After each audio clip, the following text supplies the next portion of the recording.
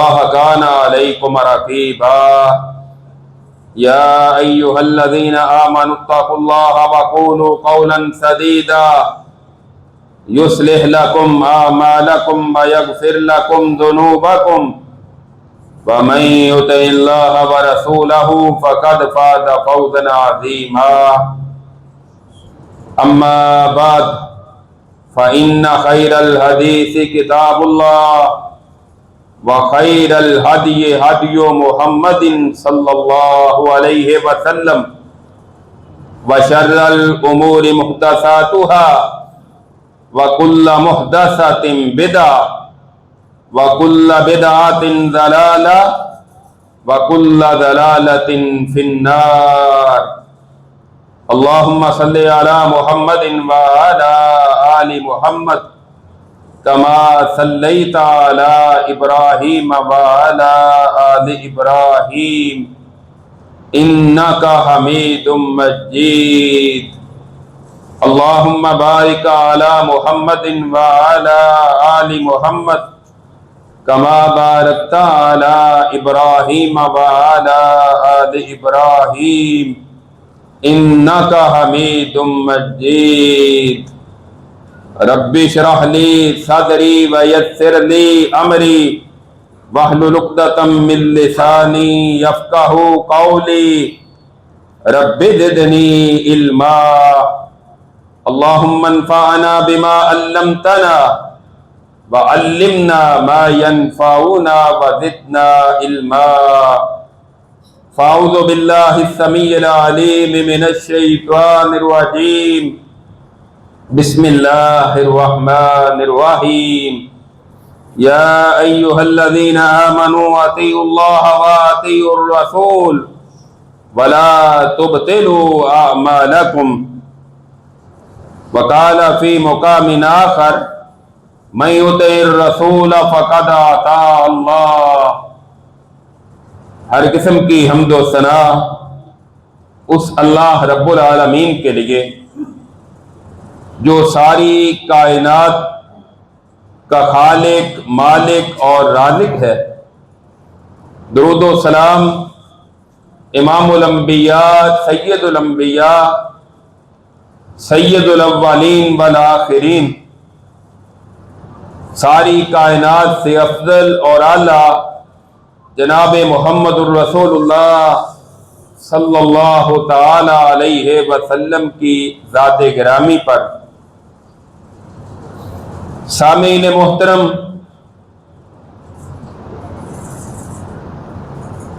ہر شخص یہ چاہتا ہے کہ میں ہدایت کا راستہ اختیار کر لوں، کیونکہ ہدایت کا راستہ ہی جنت کا راستہ ہے، اور ہر بندہ یہ چاہتا ہے کہ میں گمراہی کے راستوں سے، شیطان کے راستوں سے بچ کر جہنم سے محفوظ ہو جاؤں، کیونکہ شیطان کا راستہ، گمراہی کا راستہ ہی اصل میں جہنم میں لے جانے والا ہے۔ تو ہدایت، صراط مستقیم اور جنت کا راستہ کون سا ہے؟ نبی کریم صلی اللہ علیہ وسلم کی بڑی مشہور حدیث ہے کہ آپ نے ارشاد فرمایا ترکت فیکم امرین لن تضلوا ما تمسکتم بہما کتاب اللہ و سنت رسولہ۔ لوگوں میں تمہارے پاس دو چیزیں چھوڑ کر جا رہا ہوں، جب تک تم ان کو مضبوطی سے تھام کر رکھو گے تم گمراہ نہیں ہوگے۔ دو چیزیں جب تک مضبوطی سے تھام کر رکھو گے، مطلب یہ ہے کہ ان پر عمل پیرا رہو گے، اس وقت تک تم گمراہ نہیں ہو سکتے۔ اور وہ دو چیزیں کون سی ہیں؟ آپ نے فرمایا کتاب اللہ، پہلی چیز اللہ کی کتاب قرآن کریم، وسنت رسول ہی، اور دوسری چیز اس کے رسول صلی اللہ علیہ وسلم کی سنت۔ قرآن کریم کے ساتھ دوسری چیز جو ہدایت کا ذریعہ ہے، جو جنت میں جانے کا ضامن ہے وہ ہے نبی کریم صلی اللہ علیہ وسلم کی سنت۔ حدیث اور سنت کا لفظ یہ دونوں قریب قریب ہی ہیں، بلکہ دونوں کے مترادف کے طور پر استعمال ہوتے ہیں۔ لفظ سنت جو ہے اس کا لغوی اور لفظی معنی ہے طریقہ، راستہ۔ نبی کریم صلی اللہ علیہ وسلم نے اپنی حدیث میں یہ لفظ استعمال کیا، من سن فی الاسلام سنتا حسنہ، کہ جس نے اسلام میں کسی اچھے طریقے کو اختیار کیا۔ اچھے طریقے سے مراد کہ شریعت کی رہنمائی میں کوئی نیکی کا کام جاری کیا۔ کسی بندے نے مسجد بنوا دی، اب مسجد بنانا نیکی کا کام ہے، تو فرمایا جس نے کوئی اچھا کام کیا، اچھا طریقہ اختیار کیا، اس کو اس کی نیکی کا اجر ملے گا۔ بعد میں جتنے لوگ وہ نیکی کریں گے سب کو اپنی اپنی نیکی کا بھی اجر ملے گا، لیکن برابر کا اجر اس آغاز کرنے والے کو بھی ملے گا۔ اسی طرح صحیح بخاری میں ایک اور روایت ہے، حضرت طلحہ بن عبداللہ رضی اللہ تعالی عنہ بیان کرتے ہیں، صلیت خلف ابن عباس رضی اللہ عنہ علی جنازہ فقرأ بفاتحۃ الکتاب۔ حضرت طلحہ بن عبداللہ بن عوف رضی اللہ تعالی کہتے ہیں، میں نے مفسر قرآن رسول اللہ کے کزن چچا زاد بھائی جناب عبداللہ ابن عباس رضی اللہ تعالی عنہ کے پیچھے نماز جنازہ پڑھی، تو آپ نے نماز جنازہ میں سورہ فاتحہ بلند آواز سے پڑھی، کیونکہ جنازہ آہستہ بھی پڑھایا جا سکتا ہے اور بلند آواز سے بھی پڑھایا جا سکتا ہے، دونوں طرح حدیث سے ثابت ہے۔ انہوں نے سورہ فاتحہ بلند آواز کے ساتھ پڑھی، اور پھر اس کے بعد جب سلام پھیرا تو کہا لِيَعْلَمُوا أَنَّهَا سُنَّةٌ، یہ بلند آواز سے میں نے اس لیے پڑھی ہے تاکہ تمہیں پتہ چل جائے یہ رسول اللہ صلی اللہ علیہ وسلم کا طریقہ ہے۔ یعنی طریقے کا لفظ، سنت کا لفظ رسول اللہ صلی اللہ علیہ وسلم نے بھی استعمال کیا ہے، اور صحابہ اکرام نے بھی اسے سنت کے معنی میں استعمال کیا ہے۔ تو اصطلاحی تعریف میں نبی کریم صلی اللہ علیہ وسلم کے اقوال، افعال اور تقاریر کو سنت کہا جاتا ہے۔ یعنی سنت کی تین قسمیں ہیں۔ پہلی، نبی کریم صلی اللہ علیہ وسلم کے فرامین جتنے ہیں ان کو قولی سنت کہتے ہیں، یعنی جو کچھ بھی آپ نے ارشاد فرمایا ہے وہ قولی سنت ہے۔ آپ کی بہت زیادہ حدیث ہے، صلو کما رأیتمونی وصلی، آپ نے فرمایا لوگوں نماز اس طرح پڑھو جس طرح تم مجھے نماز پڑھتے ہوئے دیکھتے ہو، یہ رسول اللہ صلی اللہ علیہ وسلم کا فرمان ہے، لہذا یہ قولی سنت ہے۔ فعلی سنت، نبی کریم صلی اللہ علیہ وسلم نے جو کام کیے ہیں وہ فعلی سنت ہے، یعنی آپ کا عمل بتاتا ہے کہ یہ سنت ہے۔ اس کی دلیل بہت ساری حدیث ہے۔ حضرت نعمان بن بشیر رضی اللہ تعالیٰ عنہ کہتے ہیں، کان رسول اللہ صلی اللہ علیہ وسلم یسوی صفوفنا اذا قمنا للصلاۃ فاذا استوینا کبر۔ نبی کریم صلی اللہ علیہ وسلم ہماری صفوں کو سیدھا کیا کرتے تھے جب ہم نماز کے لیے کھڑے ہوتے، جب ہم برابر ہو جاتے پھر آپ تکبیر کہہ کر نماز کا آغاز کرتے۔ تو گویا کہ آپ کا صفوں کو درست کرنا یہ فعلی سنت ہے، نبی کریم صلی اللہ علیہ وسلم کا عمل ہے۔ تیسری ہے تقریری سنت۔ تقریری یہ تقریر سے نہیں ہے کہ فلاں صاحب تقریر کر رہے ہیں کہ اللہ کے رسول نے جو تقریر کی ہے، بلکہ تقریری سنت کا مطلب یہ ہے کہ نبی کریم صلی اللہ علیہ وسلم کے سامنے کسی صحابی نے کوئی بات کہی یا کسی نے کوئی کام کیا، آپ نے خاموشی اختیار کی۔ رسول اللہ صلی اللہ علیہ وسلم کا خاموش رہنا یہ اس بات کی دلیل ہے کہ یہ کام ٹھیک ہے، اس کو کہتے ہیں تقریری سنت۔ حدیث میں اس کی مثال یہ ہے، ابو داؤد میں یہ حدیث ہے، حضرت कैस बिन अमर रज़ी अल्लाह तआला कहते हैं नबी करीम सल्लल्लाहु अलैहि वसल्लम ने फजर की नमाज पढ़ाई। नमाज के बाद आप तशरीफ फरमा थे, एक बंदा खड़ा हुआ, उसने उठकर 2 रकात पढ़नी शुरू कर दी। आपने पूछा फजर की नमाज के बाद तो कोई नमाज नहीं है, तुमने ये 2 रकात कौन सी पढ़ी है? तो वो कहने लगा कि मैं जब मस्जिद में आया था फर्जों की जमात खड़ी हो गई थी, इसलिए मैं फिर जमात के साथ शामिल हो गया। मसला भी यही है। अल्हम्दुलिल्लाह हमारे लोगों को इस बात का शऊर है। कई मसाजिद में आप जाएंगे, उधर जमात खड़ी है और पीछे सुनते पढ़ने वाले अलग अलग सुनते पढ़ रहे हैं। यह तरीका गलत है, रसूलुल्लाह सल्लल्लाहु अलैहि वसल्लम की सुन्नत की मुखालफत है, बल्कि आपके वादे फरमान की भी मुखालफत है।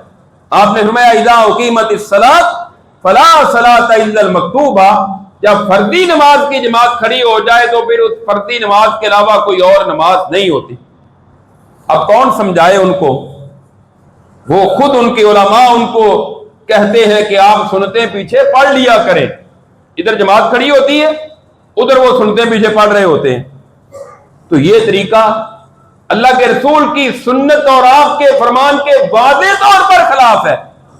जमात खड़ी हो जाए तो आप अलग से कोई नमाज नहीं पढ़ सकते, बल्कि आप जमात के साथ शामिल हो जाएंगे। आपकी जो नमाज पहले रह गई है या सुनते पहली रह गई है, उनको बाद में पढ़ ले। तो नबी करीम सल्लल्लाहु अलैहि वसल्लम से जब इस सहाबी ने अर्ज किया, अल्लाह के रसूल मैं आया था तो जमात खड़ी हो गई थी, मैं जमात में शामिल हो गया, तो वो 2 रकात मैंने अब पढ़ी है। हदीस में है फसाकत रसूलुल्लाह सल्लल्लाहु अलैहि वसल्लम, रसूलुल्लाह सल्लल्लाहु अलैहि वसल्लम ने जब ये बात सुनी तो आप खामोश हो गए। तो गोया कि ये तकरीरी हदीस है। अल्लाह के रसूल सल्लल्लाहु अलैहि वसल्लम किसी से कोई बात सुने या कोई अमल करते देखें तो आप खामोशी इख्तियार करें। इसको तकरीरी सुन्नत या तकरीरी हदीस कहा जाता है। तो सुन्नत की कितनी किस्में हो गई? 3 किस्में हैं सुन्नत की। अब इसके बाद है सुन्नत की अहमियत क्या है।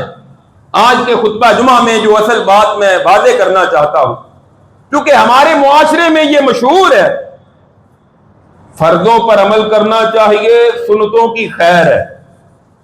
सुन्नत पर अमल कर लें तब भी ठीक है, ना करें किसी और के तरीके पर अमल कर लें तब भी ठीक है। यह बात दुरुस्त नहीं है। क्या नबी करीम सल्लल्लाहु अलैहि वसल्लम के तरीके से बढ़कर कोई अच्छा तरीका किसी और का हो सकता है? हो ही नहीं सकता किसी और का तरीका अच्छा। तो फिर आपके तरीके को छोड़कर किसी और के तरीके को इख्तियार आप क्यों करेंगे? और आप सल्लल्लाहु अलैहि वसल्लम हर खुतबे में ये इरशाद फरमाया करते थे, अभी मैंने भी वो अल्फाज पढ़े, लोगों अम्मा बाद इसके बाद फ़इन्ना खैरल हदीस किताबुल्लाह व खैरल हदी हदी मुहम्मदिन सल्लल्लाहु अलैहि वसल्लम। सबसे बेहतरीन बात अल्लाह की किताब है और सबसे बेहतरीन तरीका मुहम्मदुर रसूलुल्लाह सल्लल्लाहु अलैहि वसल्लम का तरीका है। व शर्रल उमूरी मुहदसातुहा, और सबसे बदतरीन बात वो दीन में कोई नया काम इजाद करना है। दीन में कोई नया काम सवाब समझ कर करें, नेकी समझ कर करें। व शर्रल उमूरी मुहदसातुहा व कुल्लु मुहदसतिन बिदा, और हर दीन में नया काम गुमराही है, बिदअत है। व कुल्लु बिदअतिन ज़लाला, हर बिदअत जो है वो गुमराही है और हर गुमराही जहन्नम में लेकर जाती। आज तक बाद लोगों ने यह भी मशहूर कर रखा है, कहते हैं जी बिदअत की 2 किस्में, बिदअत की 2 किस्में, एक बिदअत हसना है, दूसरी बिदअत सय्यिआ है। एक अच्छी बिदअत है, अच्छी बिदअत को आप इख्तियार कर सकते हैं।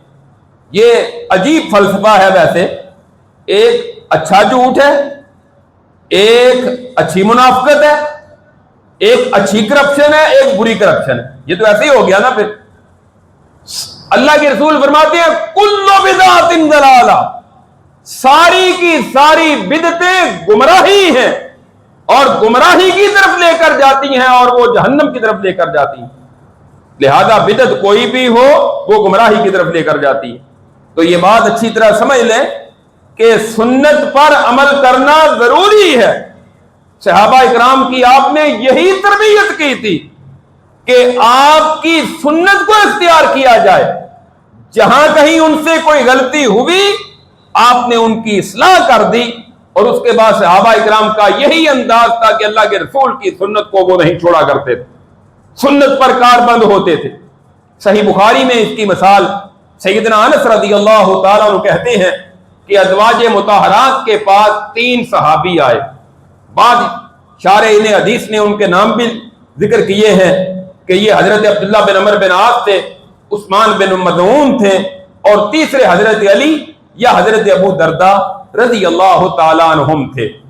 آئے، آ کر آپ گھر میں تشریف فرما نہیں، آپ کی ازواج مطہرات سے امت کی مائیں، ان سے آ کر پوچھا کہ نبی کریم صلی اللہ علیہ وسلم کی کوئی عبادات کے متعلق ہمیں بتائیں۔ انہوں نے کچھ چیزوں کا ذکر کیا، ان میں سے ایک یہ کہنے لگے اللہ کے رسول کا تو گناہ ہی کوئی نہیں، آپ تو بخشے ہوئے ہیں، ہمیں تو آپ سے آگے بڑھ کر زیادہ عبادت کرنی چاہیے۔ اچھا ٹھیک ہے۔ ایک کہنے لگا کہ میں آج کے بعد ہمیشہ روزہ رکھا کروں گا، کبھی بھی کوئی روزہ چھوڑنا نہیں، کوئی دن خالی نہیں جائے گا۔ دوسرا کہنے لگا ساری رات نماز پڑھوں گا، ساری رات سونا نہیں۔ تیسرا کہنے لگا ساری عمر میں نے شادی نہیں کرنی، اگر شادی کر لی دنیاوی معاملات میں مصروف ہو جاؤں گا، نیکی کے کاموں سے پیچھے رہ جاؤں گا۔ تینوں نے اپنی اپنی بات ذکر کی اور یہ چلے گئے۔ نبی کریم صلی اللہ علیہ وسلم اپنے گھر میں تشریف لائے تو ازواج مطہرات نے آپ کو بتایا کہ فلاں فلاں بندہ آیا تھا، انہوں نے آپ کی عبادات کے متعلق دریافت کیا، ہم نے ان کو بتا دیا۔ اس کے بعد انہوں نے تینوں نے اپنا اپنا ارادہ کر لیا کہ آج کے بعد میں ہمیشہ روزہ رکھوں گا۔ دوسرے نے کہا ہمیشہ ساری رات نماز پڑھتا رہوں گا۔ تیسرے نے کہا کہ شادی نہیں کروں گا تاکہ دنیاوی معاملات میں مصروف نہ ہو جاؤں۔ اب روزہ رکھنا نیک عمل ہے یا نہیں؟ روزہ رکھنا نیک عمل ہے یا نہیں؟ بہت بڑا عمل ہے۔ رسول اللہ صلی اللہ علیہ وسلم نے فرمایا جو بندہ ایک روزہ اللہ کی رضا کے لیے رکھتا ہے نا، اللہ کے راستے میں ایک روزہ رکھتا ہے، جہنم سے اتنا دور کر دیا جاتا ہے جتنا کوئی 70 سال تک سفر طے کرتا رہے، جتنی مسافت طے ہوتی ہے وہ اس قدر جہنم سے دور کر دیا جاتا ہے۔ لیکن یہاں ذرا دیکھیں، آپ نے تینوں کو بلوایا اور فرمایا تم نے یہ بات کی ہے؟ جی اللہ کے رسول ہم نے یہ بات کہی ہے۔ آپ نے فرمایا میں نفلی روزے رکھتا بھی ہوں چھوڑتا بھی ہوں، یعنی ہر روز نفلی روزہ نہیں رکھتا، رمضان کے فرضی تو رکھنے ہی رکھنے، ہر روز میں نفلی روزہ نہیں رکھتا، رات کو میں عبادت بھی کرتا ہوں آرام بھی کرتا ہوں، اور میں نے شادیاں بھی کی ہیں اس کے ساتھ دنیاوی معاملات بھی چلاتا ہوں۔ پھر آپ نے فرمایا فمن راغبان سنتی فلیس منی، جو میری سنت سے منہ پھیر لے، جو میری سنت سے منہ موڑ لے وہ مجھ سے نہیں ہے۔ گویا کہ اللہ کے رسول نے منع کر دیا، فرمایا یہ تمہارے اعمال درست نہیں ہیں۔ اب ان کا گناہ کیا ہے؟ انہوں نے کسی گناہ کا ارادہ تو نہیں کیا، صرف اللہ کے رسول کے طریقے کو چھوڑنے کا ارادہ کیا ہے، رسول اللہ کی سنت سے انحراف کا ارادہ کیا ہے کہ ہم اللہ کے رسول سے زیادہ نیک اعمال کریں گے۔ آپ نے فرمایا میں تم سب سے زیادہ اللہ سے ڈرنے والا اور سب سے زیادہ پرہیزگار اور متقی ہوں، لہذا تمہارے لیے یہی ہے کہ تم میری سنت اور میرے طریقے پر عمل کرو۔ آج بھی یہ ہمارے لیے دعوت فکر ہے کہ ہم رسول اللہ صلی اللہ علیہ وسلم کی سنتوں پر عمل کریں، آپ کے طریقوں پر عمل کریں، اور سنت یہ نہیں کہ وہ کبھی کبھار موقع ملتا ہے، ایک ایک قدم پر اللہ کے رسول کا طریقہ ہم اختیار کر سکتے ہیں. ہم نے کھانا کیسے کھانا ہے, پانی کیسے پینا ہے, ہم نے سونا کیسے ہے, جاگنا کیسے ہے, گھر میں داخل کیسے ہونا, گھر سے نکلنا کیسے, واش روم میں کیسے جانا, کیسے نکلنا, مسجد میں داخل کیسے ہونا, کیسے نکلنا, لباس کس طرح پہننا ہے, کس طرح اتارنا ہے, شوز کس طرح پہننے ہیں, کس طرح اتارنے ہیں, سفر کس طرح کرنا ہے, کاروبار, معاملات, شادی غمی, ساری کی ساری زندگی جو ہے وہ نبی کریم صلی اللہ علیہ وسلم کے طریقے پر عمل کرنے کی اسلام ہمیں ترغیب دیتا ہے. اور قرآن کہتا ہے یا ایھا الذین آمنوا اطیعوا اللہ واطیعوا الرسول ولا تبطلوا اعمالکم. اے اہل ایمان, اللہ کی اطاعت کرو اور اس کے رسول کی اطاعت کرو اور ان کی مخالفت کر کے اپنے اعمال کو ضائع نہ کر لو. اللہ کے رسول کے طریقے کے خلاف عمل کریں گے تو وہ ضائع ہو جائے گا. یہ جہالت ہے کہ آج کہتے ہیں اچھا جی اس سے منع کہاں کیا ہے, ہمیں منع دکھائیں. جب ہم کہتے ہیں نا یہ بدعات, دین میں نیا کام شروع کرنا, یہ گمراہی کے راستے ہیں. خواہ تم اس کو 11ویں کہہ لو, خواہ تم اس کو 7واں 40واں کل کہہ لو, خواہ تم اسے اذان سے پہلے یا اذان کے بعد کوئی اضافہ کر لو, خواہ تم کوئی بھی عمل کر لو جو تم نے بنائے ہوئے ہیں, یہ سارے کے سارے اللہ کے رسول سے ثابت نہیں ہے, لہذا ان کو کرنا جائز اور درست نہیں ہے. کہتے ہیں جی منع دکھائیں. اب مجھے بتائیے کہ 5 نمازیں تو اللہ نے فرض کی ہیں, ان کا ذکر آ گیا, اشراق کا, تہجد کا ذکر آ گیا حدیث میں. اب اگر کسی سے پوچھا جائے کہ آپ 6 نمازیں منع دکھائیں تو کوئی دکھا سکتا ہے؟ نہیں دکھائے گا. 15 نمازیں, ایک بندہ کھڑا ہو جائے جی 15 نمازیں فرض ہے, دن میں 5 نہیں ہے, آپ منع دکھائیں. یہ منع والی بات کرنا جہالت اور فضول بات ہے. ہر وہ کام کریں جو قرآن سے ثابت ہے, جو مدینے والے مصطفیٰ کے فرمان سے ثابت ہے. یہ ہے اللہ نے قرآن میں کہا ہے کہ اطیعوا اللہ واطیعوا الرسول, بار بار اس بات کی دعوت دی ہے. اور پھر رسول اللہ کی اطاعت صرف رسول اللہ کی اطاعت نہیں ہے, من یطع الرسول فقد اطاع اللہ. قرآن کہتا ہے جس نے رسول کی اطاعت کی ہے اس نے عرش کے رب کی اطاعت کی. اس لیے وما ینطق عن الهوى ان هو الا وحی یوحی, اللہ کے رسول اپنی مرضی سے, اپنی خواہش سے کوئی دین میں بات کرتے ہی نہیں تھے, وہ بات کرتے تھے جو عرش کے رب کی طرف سے وحی آتی تھی. تو وحی 2 ہی صورتیں ہیں, ایک قرآن ہے, دوسری حدیث ہے. ایک قرآن اور سنت, ان دونوں چیزوں کو اختیار کریں گے تو آپ ہدایت پر ہیں, سیدھے راستے پر ہیں. اگر ان کو چھوڑ کر آپ یہ سمجھیں کہ میں نیکی کا کام کر رہا ہوں, وہ نیکی نہیں ہوگی بلکہ آپ کے گناہوں میں اضافہ ہوگا اور تمہارے جہنم میں جانے کا سبب بن سکتا ہے. ایک اور مثال دیتے ہیں, صحیح مسلم میں روایت ہے, سیدنا جابر بن عبداللہ رضی اللہ تعالیٰ عنہ بیان کرتے ہیں نبی کریم صلی اللہ علیہ وسلم فتح مکہ کے لیے جا رہے ہیں, مدینہ سے نکلے, مکہ کی طرف جا رہے ہیں. رمضان المبارک کا مہینہ ہے, صحابہ نے اور آپ نے فرضی روزہ رکھا ہوا ہے. رمضان المبارک کا مہینہ تھا, دوپہر کا وقت گزر گیا, عصر کے ٹائم قریب ہوا تو صحابہ اکرام میں سے کچھ صحابہ کی کیفیت عجیب ہونے لگی. سفر کی شدت, گرمی کا موسم اور پھر روزہ رکھا ہوا. آپ کو جب اس بات کا علم ہوا, آپ نے پانی کا پیالہ منگوایا اور ایک ٹیلے پر چڑھے.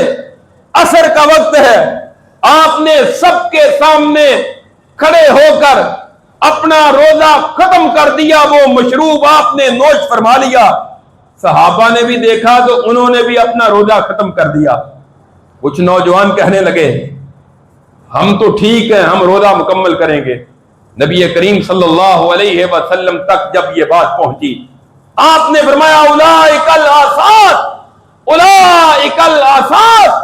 2 مرتبہ ارشاد فرمایا جنہوں نے میرے طریقے پر عمل نہیں کیا یہ نافرمان ہے، یہ نافرمان ہے۔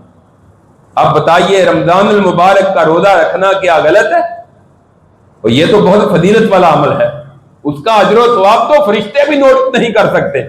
عرش کا رب خود اجر دیتا ہے، یہاں روزہ رکھنے کی وجہ سے گناہ نہیں ملے گا، بلکہ مدینے والے کے طریقے کو چھوڑنے کی وجہ سے آپ نے فرمایا کہ یہ لوگ نافرمان ہیں۔ اللہ کے رسول کا طریقہ اختیار کرنا لازمی ہے اور ضروری ہے۔ نبی کریم صلی اللہ علیہ وسلم کی حدیث آ جائے تو پھر اس کو چھوڑا نہیں جا سکتا۔ کل ایک شخص کہنے لگا کہ آپ بتائیں دونوں ہاتھوں سے سلام لینا جائز ہے؟ تو میں نے کہا دو ہاتھوں سے سلام ہوتا ہے، ایک کا دوسرے کا دوسرا ہاتھ، دو ہاتھ ہو گئے۔ کہتا نہیں ایک بندہ دو ہاتھ کرے۔ میں نے کہا رسول اللہ سے یہ ثابت نہیں۔ کہنے لگا اگر کوئی بڑا ہو دوسرا سامنے، کوئی اپنے سے بڑا بزرگ ہو تو اس سے تو پھر دونوں ہاتھوں سے سلام لے سکتے ہیں۔ تو میں نے کہا مدینے والے سے کائنات میں کوئی بڑا نہیں، نبی اکرم صلی اللہ علیہ وسلم سے کائنات میں کوئی بڑا نہیں ہے۔ صحابہ آپ سے سلام لیتے تھے السلام علیکم، ایک ہاتھ سے مصافحہ کرتے، اللہ کے رسول بھی آگے سے ایک ہاتھ سے مصافحہ کرتے۔ تو جو طریقہ رسول اللہ سے ثابت نہیں ہے وہ درست نہیں ہے۔ جو مدینے والے کا طریقہ ہے وہی شریعت میں ویلڈ ہے، اس کے خلاف کوئی بھی طریقہ آئے گا اس کی کوئی اہمیت نہیں ہے، اس لیے کہ ہم نے تو مدینے والے کا کلمہ پڑھا ہے، ہم نے تو آپ کے فرامین پر عمل کرنے کا عزم کیا ہے۔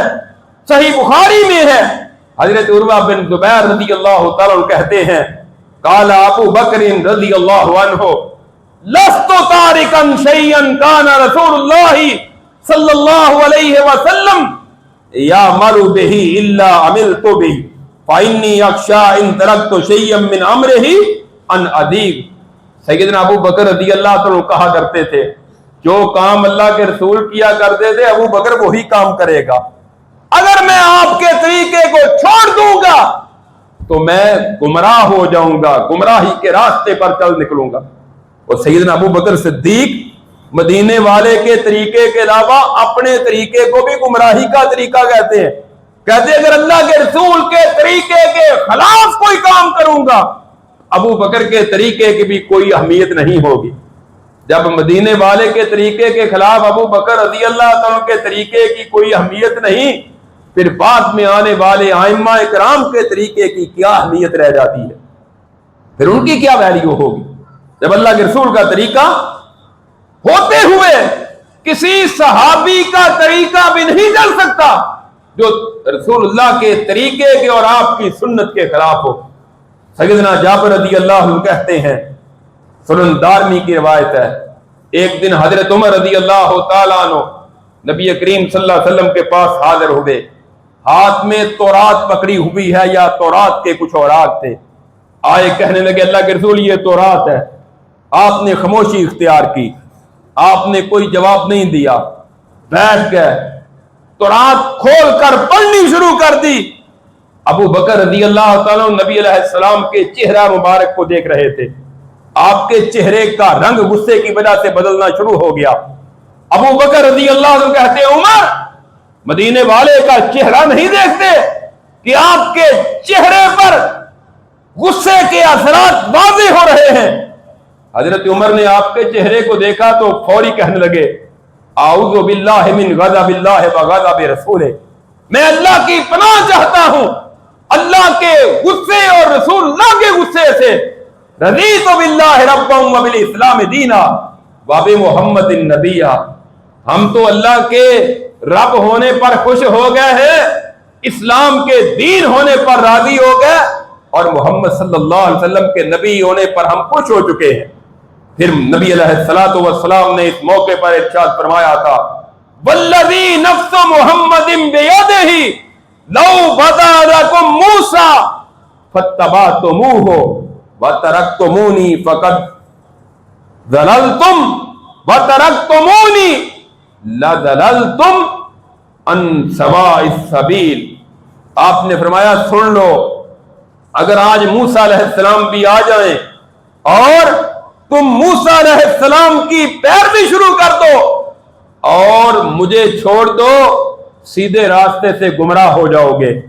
اور پھر آپ نے فرمایا وَلَوْ كَانَ حَيًّا وَأَدْرَكَ نُبُوَّتِي لَاتَّبَعَنِي، اگر آج موسیٰ علیہ السلام بھی زندہ ہوتے اور وہ میری نبوت کو پا لیتے، ان کے پاس بھی کوئی دوسرا راستہ نہیں تھا، وہ بھی میری اتباع کرتے، میری پیروی کرتے، میری شریعت، میرے لائے ہوئے دین پر عمل کرنے کے علاوہ ان کے پاس بھی کوئی دوسرا راستہ نہیں تھا۔ یہاں یہ سمجھنے والی بات ہے کہ موسیٰ علیہ السلام کوئی عام شخص نہیں تھے، اولو العزم انبیاء تھے۔ 5 انبیاء، تمام انبیاء میں 5 انبیاء وہ ہیں جن کو اولو العزم انبیاء کہا جاتا ہے، یعنی باقی نبیوں میں سے ان 5 کا مقام بلند اور اعلیٰ ہے، ان میں جناب موسیٰ علیہ السلام بھی ہیں۔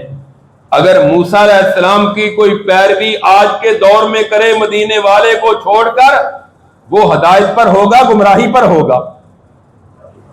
ڈرتے کیوں ہیں؟ اللہ کے رسول نے فرمایا گمراہ ہو جاؤ گے۔ آپ نے فرمایا میرے طریقے کو چھوڑ کر موسیٰ علیہ السلام کی پیروی کرنے والا گمراہ ہو جائے گا۔ جب مدینے والے کے طریقے کو چھوڑ کر موسیٰ علیہ السلام کی پیروی کرنے والا گمراہ ہوگا، پھر آپ کی سنت کو چھوڑ کر کسی امام کی پیروی کرنے والا کیا ہوگا؟ امام کا مقام زیادہ ہے یا نبی کا مقام زیادہ ہے؟ پھر مدینے والے کے فرمان کے مقابلے میں، آپ کے طریقے کے مقابلے میں کسی بھی امام کا طریقہ آ جائے، کسی بھی امام کا قول آ جائے، اس کو چھوڑنا پڑے گا، مدینے والے مصطفیٰ کے طریقے کو اختیار کرنا پڑے گا۔ اس لیے کہ آپ کے طریقے کو چھوڑ کر گزارا نہیں ہو سکتا، اماموں کے طریقے کو چھوڑ کر گزارا ہو سکتا ہے، بلکہ ہوتا ہے۔ کہتے ہیں نا 4 امام ہیں، چاروں میں سے جس کی مرضی تقلید کر لو، ایک کی کرو گے نا، باقی 3 کو چھوڑا ہے نا، ہر ایک کا گزارا ہوتا ہے نا 3 کو چھوڑ کر۔ اگر کوئی حنفی ہے تو وہ شافعی، مالکی، حنبلی تینوں کو چھوڑ دیتا ہے، صرف حنفیت پر عمل کرتا ہے، اور کتابیں چھپی ہوئی ہیں، بازار سے مل جاتی ہیں، نماز حنفی نماز۔ اور میں کہتا ہوں کہ محمدی نماز میں تمہیں کون سی خامی نظر آئی کہ تمہیں یہ حنفی نماز بازار میں لانی پڑی ہے؟ ہم نے تو پڑھا ہے لا الہ الا اللہ محمد الرسول اللہ، اور پھر مدینے والے کے طریقے میں تم نے کون سا نقص دیکھا؟ آپ کے طریقے میں تم نے کون سی خامی دیکھی ہے کہ تمہیں حنفی نماز چھاپنی پڑی؟ ہم یہ نہیں کہتے کہ ہمارے کسی عالم دین کے طریقے کی نماز پڑھ لو، ہمارے کسی مفتی کے طریقے کو فالو کر لو، ہمارے کسی محدث اور فقیہ کی بات کو مان لو۔ ہم کہتے ہیں عبادت کرنی ہے تو عرش کے رب کی کرنی ہے، اور کسی کا طریقہ اختیار کرنا ہے تو وہ صرف مدینے والا مصطفیٰ ہے صلی اللہ علیہ وسلم، اس کے علاوہ کوئی جچتا ہی نہیں کہ اس کی اطاعت اور اتباع کی جائے آپ کے طریقے کو چھوڑ کر۔ جب موسیٰ علیہ السلام کی پیروی کرو گے تو گمراہ ہو جاؤ گے، اللہ کے رسول کے طریقے کو چھوڑ کر پھر کسی اور امام کی تقلید اور پیروی کر کے کیسے ہدایت پا سکتے ہو؟ چھوڑنا پڑے گا، اللہ کے رسول کی سنت کو اختیار کرنا پڑے گا اور آپ کی سنت پر عمل کرنا پڑے گا۔ اور صحابہ کا تو یہ انداز تھا، جب کوئی آپ کی سنت پر عمل نہ کرتا تو غصے میں آ جایا کرتے تھے، غصے میں آ جاتے۔ حضرت عبداللہ بن عمر رضی اللہ عنہ کہنے لگے، اللہ کے رسول صلی اللہ علیہ وسلم نے یہ ارشاد فرمایا ہے، لا تمنعوا اماء اللہ ان یصلین فی المسجد، اللہ کی بندیوں کو مسجدوں میں آنے سے منع نہ کیا کرو کہ وہ مسجد میں آ کر نماز پڑھے۔ عورتیں مسجد میں آ کر نماز پڑھ سکتی ہیں، اللہ کے رسول کے دور میں آتی تھی، اور صرف جمعہ نہیں، تراویح نہیں، 5 نمازوں کے لیے اگر آنا چاہے تو آ سکتی ہیں۔ یہ صحابہ کا دور ہے کہ عبداللہ بن عمر یہ حدیث بیان کرتے ہیں، ان کا بیٹا کہتا ہے فتنے بڑے ہیں، جس طرح ہمارے ہاں آج کل لوگ ڈرتے ہیں، کہتے ہیں جی راستوں میں بڑے فتنے، شادی کوئی چھوڑنی نہیں، بازار جانا چھوڑنا نہیں، शॉपिंग छोड़नी नहीं, मस्जिद में आते होगे बड़े फितने हैं, लिहाजा मस्जिद में औरतों को नहीं आना चाहिए, ये बहाने हैं। अब्दुल्लाह बिन उमर रज़ी अल्लाह अन्हु का बेटा कहने लगा फितने बड़े हैं, लिहाजा मैं तो रोकूंगा अपनी बीवी को जाने से। कहने लगे मैंने तुम्हें मदीने वाले का फरमान जिक्र किया, तू कहता है मैं रोकूंगा, क्या आज के बाद मैं तेरे साथ कलाम नहीं करूंगा, इसलिए कि तूने मदीने वाले की सुन्नत और हदीस को अहमियत ही नहीं दी।